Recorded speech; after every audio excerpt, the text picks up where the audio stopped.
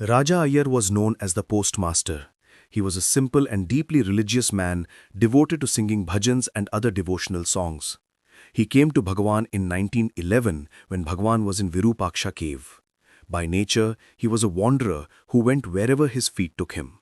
He stayed with Bhagwan whenever he came to see him and his own aunt who lived in Tiruvannamalai.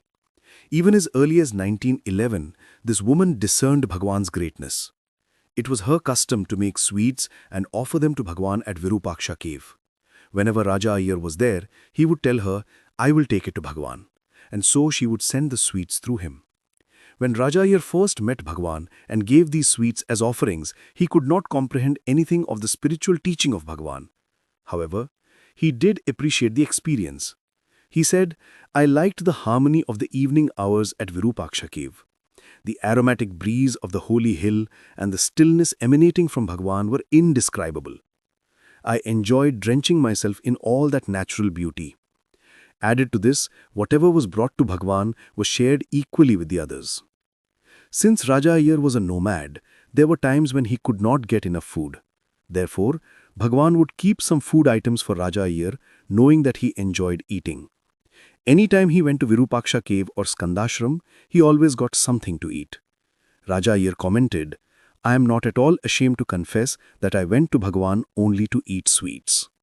One day when Raja Iyer was going to Skandashram, he met Echammal carrying food to Bhagwan. At the same time, a group of devotees were coming down from Skandashram looking terribly disappointed. Echammal looked at the expression on their faces and asked, "What happened?" The group replied, "We went to see Ramana Maharshi, but we could not find him." Echammal exclaimed, "What? You could not find him?" They replied, "No, we couldn't." She then asked them, "Was nobody there?" The group said there was only one person. He was arranging some stones and patching up a wall. Other than him, there was nobody. Echammal said, "Did you ask him where Bhagwan was?" They replied, "Yes, he said Bhagwan had gone up the hill." Perplexed, Echammal and Raja Iyer inquired, "What did the person look like?" The group answered, "He was wearing a loincloth and had a cloth wrapped around his head." To this, Echammal and Raja Iyer asked, "What about his complexion?" They replied, "He was very fair." Both Echammal and Raja Iyer understood that the person was none other than Bhagwan. Echammal and Raja Iyer told the group, "Come, we will take you to Bhagwan." By the time they reached Skandashram, Bhagwan had completed whatever work he had been doing and had returned to his usual place. He was sitting so serenely that when the group entered and saw him, they immediately said, "This is not the man, it was somebody else." At this, Bhagwan laughed. Echammal then confronted Bhagwan in the presence of Raja Iyer. "Bhagwan, why did you say that Bhagwan had gone up the hill? These people were so disappointed." Bhagwan asked Echammal, "Do you want me to put a placard on my forehead saying that I am Bhagwan?" The point is that Bhagwan admitted that he was Bhagwan when he asked whether he should place a placard on his forehead indicating that he was indeed Bhagwan. When Raja Iyer narrated this incident to me, it was both amusing and revealing. In 1927, during one of his wanderings, Raja Iyer came to a small city called Reddipalayam. By this time, Bhagwan had already come down the hill to the spot which later became Sri Ramanashramam. Since there was no electricity in those days, a devotee of Bhagwan arranged for a punka or an improvised fan. This consisted of a long cloth attached to a light board suspended from the ceiling. By pulling a long rope attached to the fan, the cloth would circulate cool air. One night, Bhagwan appeared in Raja Iyer's dream. Bhagwan was seated in the hall under the punka. When Raja Iyer entered into the hall, Bhagwan said, "Come and pull this punka." So in his dream he pulled the punka and Bhagwan enjoyed the cool breeze. A few days later, Raja Iyer went to Tiruvannamalai. When he entered Bhagwan's old hall, he saw exactly the same punka that he had seen in his dream. He prostrated before Bhagwan and Bhagwan said, "Raja, go and pull the punka." Raja Iyer did what he was told. 5 minutes later, Bhagwan called out to him and said, "Raja, that is enough." Raja Iyer felt a great sense of responsibility and understood that Bhagwan wanted him to serve. Bhagwan had never before asked anyone to either pull the punka or stop it. Since Bhagwan seldom actually told anyone to do anything, Raja Iyer took this as a sign that Bhagwan wanted him to serve him. He came to Ramanashramam permanently. When Raja Iyer started staying in the present Ramanashramam, he was very often invited to sing bhajans in the town. There are different kinds of bhajans sung about different deities. For example, on the birthdays of Lord Rama and Krishna, bhajans are sung throughout the night. Sometimes an oil lamp is lit and placed in the middle of the room. People go round the lamp as the bhajans are sung. Raja Iyer was invited to participate in a bhajan ceremony on the occasion of Lord Rama's birthday, Sri Ramanavami. He communicated this to Bhagwan. Bhagwan, they have invited me and I will have to go there. Usually Bhagwan would nod his head to indicate his approval, but on that day he didn't. Just then, Chinnaswamy the Sarvadhikari came into the hall and said, "Somebody has sent money with the specific request that Sri Rama's birthday be celebrated in Ramanashramam in the same manner in which it is celebrated in his village."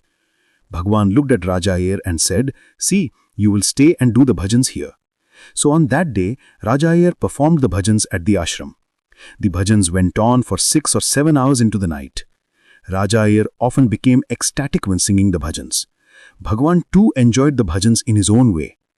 Bhagwan did not participate physically in the bhajans by singing and dancing, but he would comment in Tamil, "Paityam, they're all mad." And then he would add very significantly, "How I wish everyone was mad like that." I too had the luck of seeing Raja Iyer sing and dance. It was wonderful. One day, Chinnaswamy told him, "You can neither stay inside the ashram nor eat here unless you do some kind of service." Raja Iyer went to Bhagwan and said, "Bhagwan, listen to what Chinnaswamy is saying." Bhagwan suggested, "Raja, why don't you make idlis in the morning?" Idlis, or rice cakes, were made in the ashram every morning, as it is to this day. Raja Iyer said, "Bhagwan, I do not know how to make idlis." Bhagwan said, "I will teach you." Making idlis was not easy because it involved a lot of work. Rice and lentils had to be ground the previous evening, and it had to be done manually since there was no machinery. That evening Bhagwan said, "Raja, come," and taught him. In fact, Bhagwan himself ground the rice and lentils for many days with Raja Iyer to teach him. The next morning, Raja Iyer told Bhagwan nervously, "Bhagwan, I do not know how to steam the idlis." Bhagwan volunteered, "I will come and help you, Raja." He showed him how to cook the idlis. But the next day, to Raja Iyer's dismay, he found that all the idlis he had made had crumbled. He dashed to the hall desperately and reported, "Bhagwan, all the idlis have crumbled and I do not know what to do. I am very nervous." Bhagwan asked him, "Before making these idlis, I told you that you should make an offering to the fire. Did you make a pledge that you will offer the first set of idlis to the fire?" Raja Iyer admitted, "Bhagwan, I forgot to do it." Bhagwan said, "Go and do that. Tell the fire that the first set of idlis will be offered to it." Raja Iyer told me he continued to make this offering even after Bhagwan passed away. He continued making idlis till the late 1970s, and the first offering was always to the fire. This was the same Raja Iyer who visited Bhagwan at Skandashram and Virupaksha cave because he was fond of eating. He was still so fond of food that he would go into the kitchen and eat anything, whether cooked or raw. One day a devotee complained to Bhagwan saying, "Bhagwan, what is all this? The man is uncontrollable. He eats whatever he wants." Bhagwan smilingly said, "You are complaining about Raja." The devotee said, "Yes, Bhagwan, it is not according to the rules of the ashram." Bhagwan questioned, "Are you sure that it is a mistake on the part of Raja?" The devotee said, "Yes, Bhagwan." Bhagwan continued, "Can you be clearer? Why don't you also go into the kitchen and eat like that?" The devotee answered, "No, Bhagwan, I cannot do that. I just can't." Bhagwan told the devotee, "It is not his constant eating that is bothering you, but the fact that you are not able to go inside and eat." In this manner, Bhagwan taught the devotee that there are no others. Our opinion about others is based on our own shortcomings. The devotee was unable to eat as much as he wanted because he was afraid of Chinnaswamy and therefore he was complaining. But Raja Iyer was not afraid of Chinnaswamy. Raja Iyer told me years later that he had received many a berating from Chinnaswamy, but this did not deter him from going into the kitchen and eating.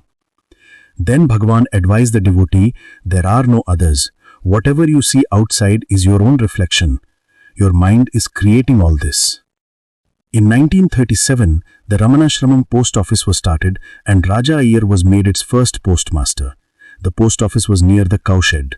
On the first day of its operation, Raja Iyer asked Bhagwan to come to the post office. When Bhagwan came, Raja Iyer gave him the seal and requested him to put the seal on all the letters received. He requested Bhagwan to come again in the evening so that all the letters that were being dispatched could also receive the seal from Bhagwan. So on the first day in Ramanashramam post office, all the letters were blessed by Bhagwan since he put the seal on all of them. There is a famous temple in Tiruvannamalai called Pachayamman that the villagers frequented. In his early days, Bhagwan too had stayed there. Raja Iyer was so devoted to Bhagwan that when Bhagwan had sarcoma, he felt that the vermilion powder from this shrine could cure Bhagwan. This was the intense belief of all the villagers and of Raja Iyer. So Raja Iyer performed a puja in the temple in the name of Bhagwan and took the prasad to him.